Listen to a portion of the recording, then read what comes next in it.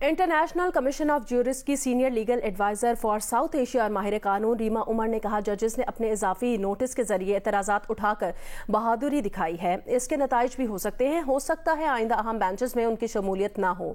आज़ाद अदलिया का एक अहम पहलू ये भी है कि वो अंदरूनी मुदाखलत और असर रसूख से भी आज़ाद होनी चाहिए। ये बात उन्होंने प्रोग्राम आज शाहज़ेब खानज़ादा के साथ में बातचीत करते हुए कही।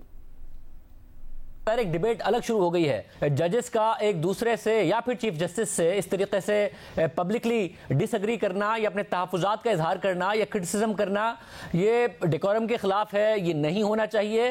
क्या दुरुस्त है या फिर इंटरनेशनली ये होता है और एक हेल्दी प्रैक्टिस है? मेरी नज़र में तो बहुत अच्छा है कि जजेस ने अपने जो एतराज़ात हैं वो इस तरह अपने एडिशनल नोट्स के थ्रू उठाए हैं और बहुत बहादुरी दिखाई है, क्योंकि शायद इस चीज के बाद में उनके लिए कॉन्सिक्वेंसेस हो।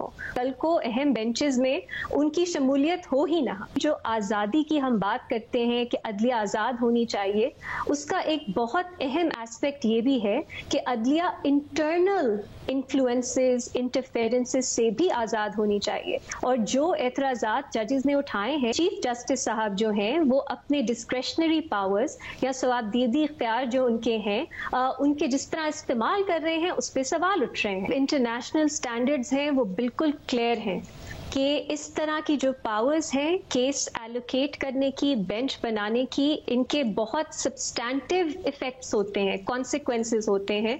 तो इसमें जो डिस्क्रेशन है वो एब्सोल्यूट नहीं हो सकती। कौन सा केस सुनना है, कब सुनना है, कितने जजेस ने सुनना है और वो जजेस कौन होंगे, ये सब सुप्रीम कोर्ट के चीफ जस्टिस की पावर्स हैं। और इसमें ये इंटायरली डिस्क्रेशनरी है, इसमें कोई स्ट्रक्चर नहीं है, कोई ओवरसाइट नहीं है, कोई अकाउंटेबिलिटी नहीं है। और ये कोई आईनी इख्तियार नहीं है, ना ही ये किसी स्टैट्यूट में है। ये सुप्रीम कोर्ट में रूल्स के तहत चीफ जस्टिस के पास इख्तियारात हैं।